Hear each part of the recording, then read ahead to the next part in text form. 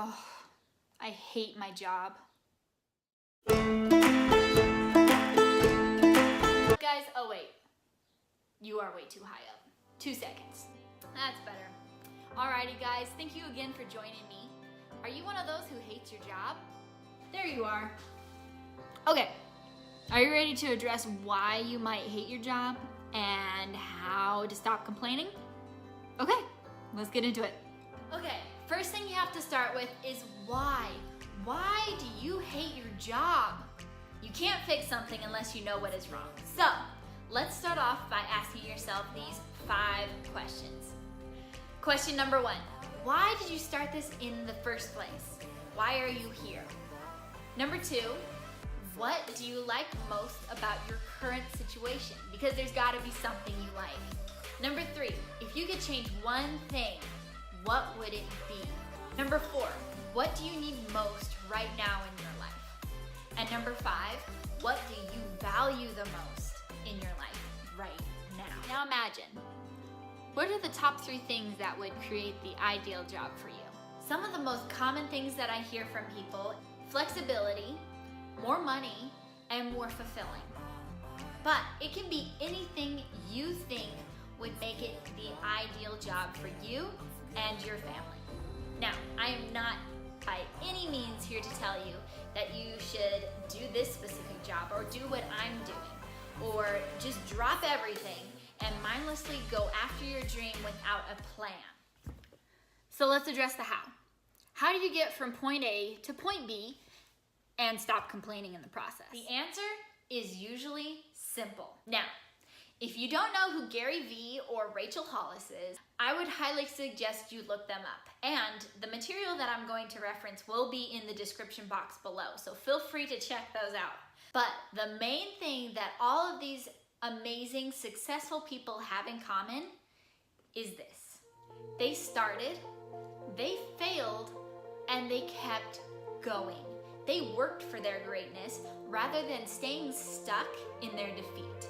Now, I'm going to be a mind reader right now, and I'm going to guess that most of you hear that stuff and you're thinking to yourself, what I am going through right now, or maybe just who I am as a person, will keep me from ever becoming the person that I want to be or ever achieving my goals. And you know what? You, my friend, are correct. Because with that mindset, you are never going to be able to accomplish your goals or anything beyond what you're already doing. It all starts up here. Once you start to switch your mindset and start thinking instead of I can't, and turn it into how can I, the floodgates of your success will start leaking. And then it will get better and better from there. You just have to start. Now, you're probably thinking that's great and all, but how do I actually start this? How do I get it out of this vision, out of my head and off of the paper, and have it become my reality? First, start with your end goal. Let's keep it on your dream job just for now. Comment down below what your dream job is right this second. Okay, are you doing it already? If yes, great, that's amazing.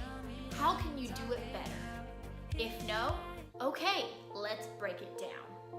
What is holding you back? Is it lack of experience, money, or time? The list goes on and on. But once again, the answer is simple, but not easy. If it's lack of money, go out and work for it. If it's lack of time, which was my excuse, look at your life and cut out something that is not giving you meaning or purpose. For me, that was social media. And you can learn more about that in Rachel Hollis's Girl Stop Apologizing. Oh my goodness, it is so good. Link in the description box below. This is not sponsored. Right now, I am doing an experiment, which you will see a video on at the end of this month. But social media takes up so much of your life. Imagine just cutting out and give yourself 5 hours of devoted time to work on your goals. That is 1 hour a day for 5 days a week. That still gives you 2 days to do whatever you want. But just start with something small and then work towards something bigger. Now, lack of experience is a big one. It's right up there with lack of education. But in a video from GaryVee, which the link will be in the description box below, he addresses how you can gain experience.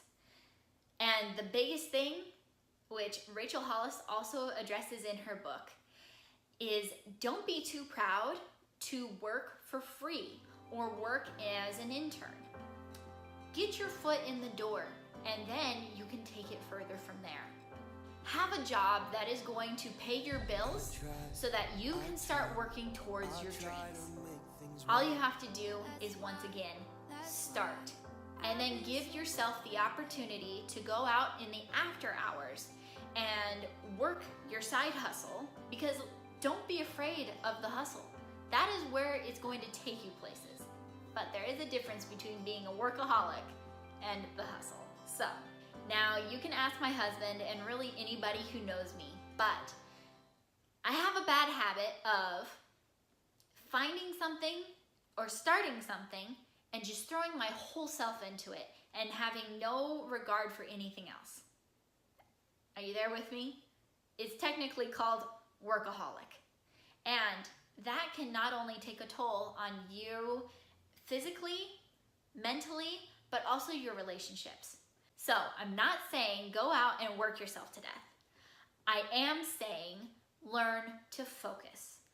This is something that me personally, I am still working on, and probably so many people with me. But learn to focus your time and energy. Okay, I'm kind of a nerd. Along with my husband, we love video games.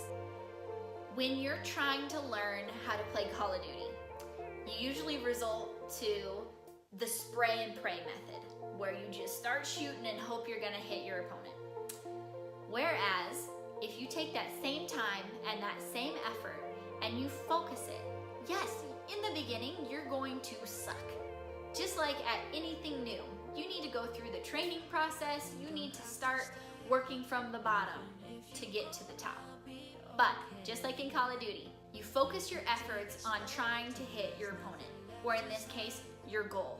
And through practice and trial and error for some things, you go from sucking terribly bad to getting a little bit better, and then a little bit better, and then all of a sudden, you're on top. And then you can take the next step. You can move on to the next big thing, and then eventually accomplish that goal. Once you accomplish that goal, it is something so amazing, and it proves to you, not anyone else. You don't need to worry about other people's opinions of you and your goals. You're worried about you and your head game. Once you accomplish that first goal, you have proven to yourself that you can do so much more. And that is just the next step to becoming the person that you were designed to be. Guys, the only thing standing between you and moving forward to your greatness or staying stuck in your defeat and just complaining is your choice. So, what are you going to do today to work towards your greatness? Okay guys, thanks for joining us, and now go out and learn something new every single day. Oh my gosh. We'll talk to you later. Bye.